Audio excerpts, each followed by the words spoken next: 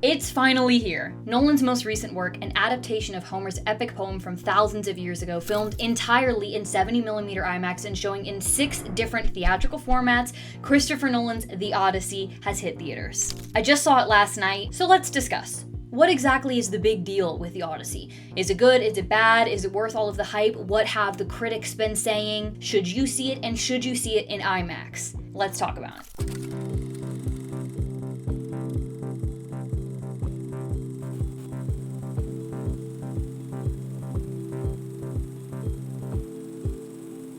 Christopher Nolan is one of my all-time favorite filmmakers. Not only does he have just such incredible storytelling abilities, but you can tell that he's so passionate about the art form and brings practical innovation to every single project that he does. For his new film, he wanted to shoot it in IMAX, and IMAX is notoriously difficult to shoot for many reasons, one of which the camera is just hard to operate. So in order to make this film happen, they designed an entirely new IMAX camera called the Keeley. It's a lot more lightweight and versatile than your standard IMAX cameras. However, it still had the same problem all others did, and that is the noise. IMAX cameras are notoriously loud. If you know what a projector sounds like, just the... it's that times 10. They're loud.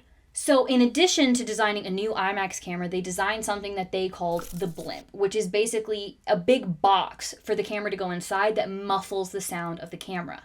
And this allows for better audio capture so they can actually film all of the scenes in 70mm IMAX. The camera and the blimp combined were so big that sometimes the actors could not see each other past the camera. So crew members would actually set up mirrors so that the actors could act off of one another even though the camera was completely blocking their view of each other. And on top of that, the camera can only shoot about 2 to 3 minutes at a time before the film reel needs to be switched out. So why is there all this hype around the Odyssey? Well, for one, Nolan just knows what he's doing. He delivers excellent cinematic experience after excellent cinematic experience. But instead of sitting back comfortably and knowing that we'll see whatever movie he slaps his name onto, he continues to push the envelope with every movie he creates. And was all of that hard work worth it? I would say yes. The Odyssey is set to be Nolan's highest rated film yet. As of right now, it has a 95% critic score on Rotten Tomatoes and a 97% audience score. With the current rating, that places it just ahead of The Dark Knight and Memento. Now, we're going to get into exactly what critics are saying shortly, but first I want to start with my thoughts, so stick with me. So, spoiler warning, but also you've had 3,000 years to read that or read Percy Jackson's Sea of Monsters, so whatever. Nolan has showed us his affinity for and mastery of non-linear storytelling time and time again, and The Odyssey is no different. We jump forwards and backwards and then further backwards and then forwards again, and not only that, but we're also getting passed between narrators as the film goes on. From Odysseus himself to Penelope to Menelaus, much like how the original story would have been passed around through oral tradition, we're encountering the story in a similar way. And yet nothing felt muddled throughout this process. Another thing about this nonlinear storytelling is the fact that it exhausts you. It's dragging you back and forth, and there's so much going on. But that's sort of the point. It really puts you in Odysseus' shoes and takes you on this long, drawn-out, harrowing journey so that his homecoming feels like one for the audience as well.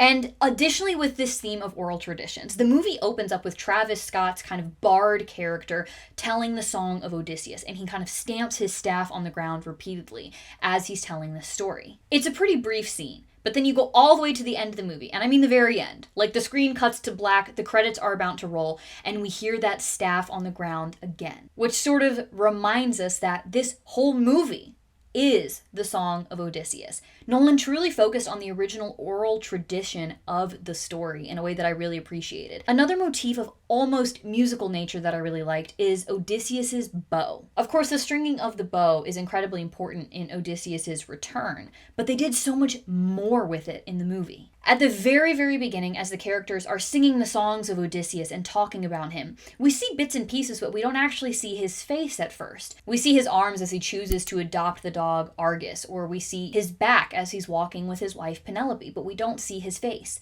until he's hunting.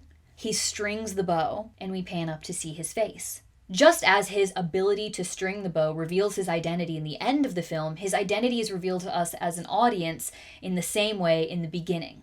In the business, we call that foreshadowing. It's something so simple and kind of on the nose, but I just thought that was really cool. It happened so early in the movie, and I was like, Nice. I liked it. The bow from that point on, though, becomes so definitive of his character.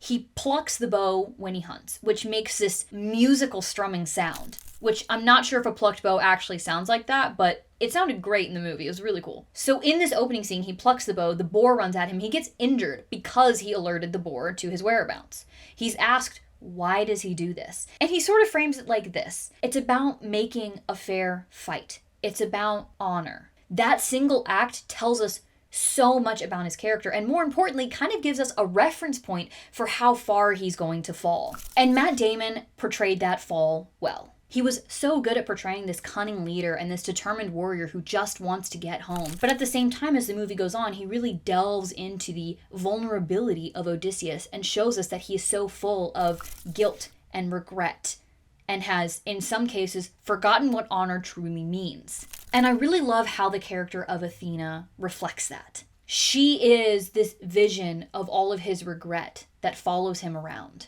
A face that's stuck with him. A face that represents innocence that he destroyed.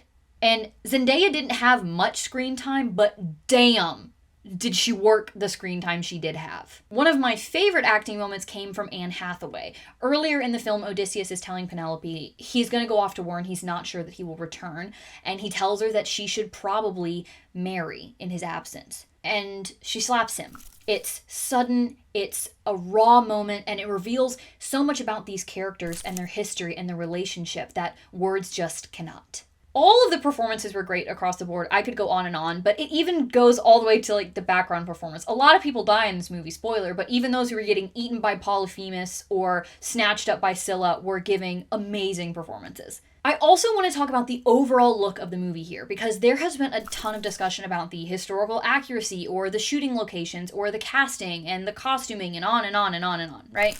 But what I think Nolan really did here is he took this kind of fantasy tale, because yes, I know it's based on real places during a real time, but the people and the adventures are a fantastical mythology. He took that tale and he gave it a more grounded feel. Historically accurate?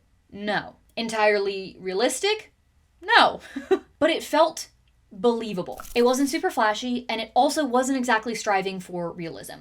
It resided in this middle ground. And that middle ground meant that you weren't being distracted from these emotional themes and performances, but the more fantastical, eerie, supernatural moments were also highlighted and uplifted and stood out. I don't know if that makes sense, but basically the artistic choices I felt supported the narrative he created. That also I think applies to the music. If you've watched basically any of my previous videos, and you might know that I love Ludwig Göransson. Here, in the score, I feel that he took a similar approach to Nolan. The music was grounded through the use of instruments. He actually used like ancient Greek instruments, like I think the lyre, but used this instrumentation in such a way that it felt supernatural and futuristic. Additionally, in the look that Nolan created, I think we've seen the Odyssey depicted time and time again. So one, I really enjoyed the look of the Cyclops. The giants looked cool. And what I particularly liked and equally disliked at the same time was Circe. That scene was so unsettling, but it also blew my mind and I loved it at the same time. Partially because, she's a witch. And with the story that he created and the aesthetic that he created that was that kind of more grounded feel, how do you have a witch casting spells, Like, you don't just want to be like, poof, you're pigs. It doesn't work. So I thought it was so interesting that she literally, grotesquely, is like forming the men into pigs. It was so disturbing, but I was like, well, that's original. I will give you that. So grounded in some places, but allowing for fantasy in others. A balance. A really, really interesting balance. And fantastic music.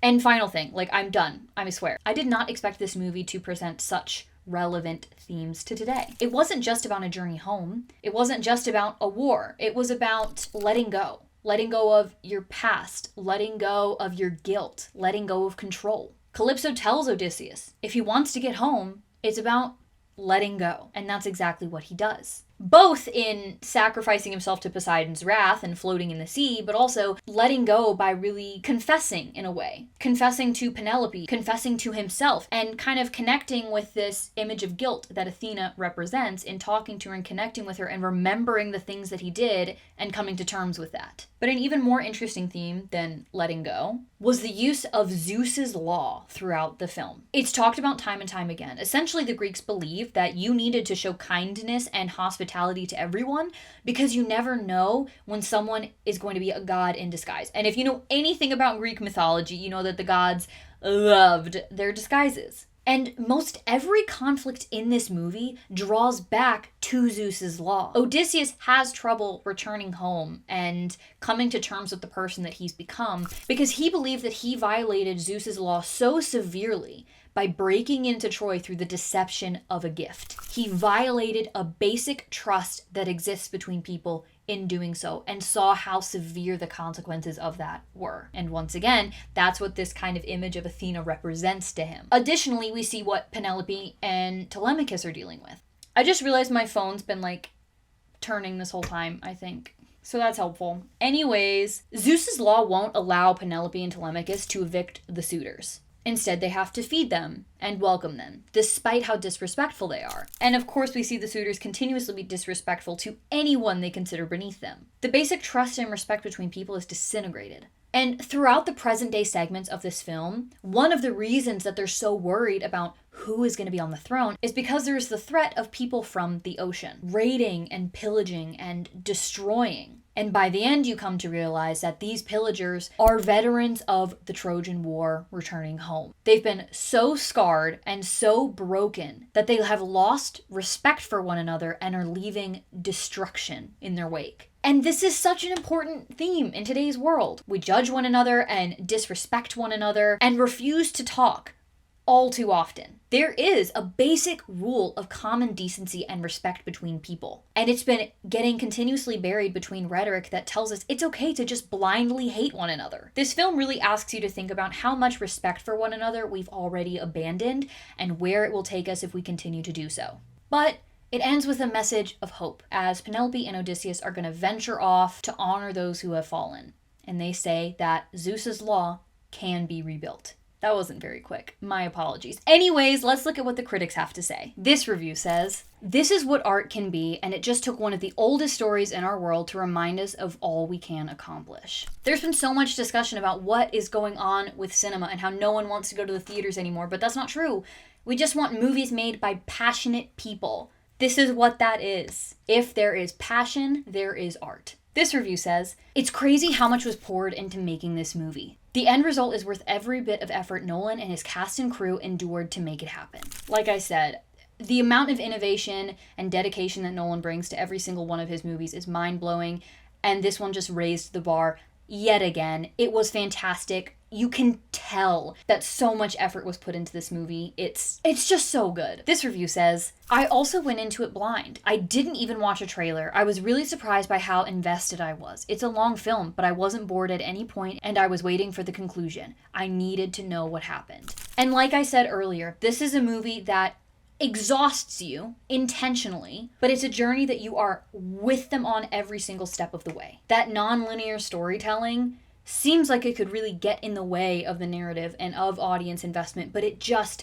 really, really thoroughly engaged you. Now, there are some reviews like this one. Nolan doesn't defy the gods with the Odyssey, he merely deflates them, which is a Greek tragedy in itself. Or, Christopher Nolan's The Odyssey is an undeniable feat of filmmaking, but one that struggles to make any sense of its mortal purpose. I feel like even the bad reviews can't deny the fact that it's an expertly made film.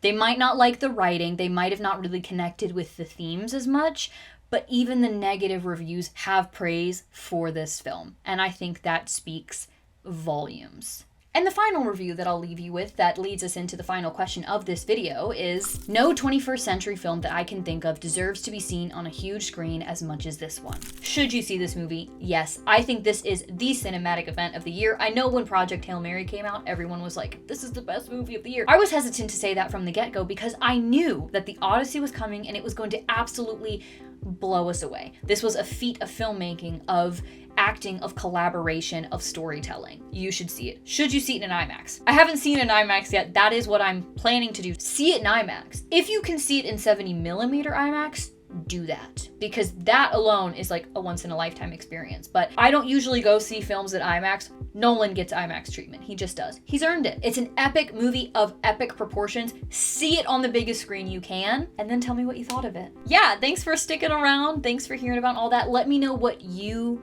think. Is this the best movie of the year? Is this Nolan's best work? I think so. So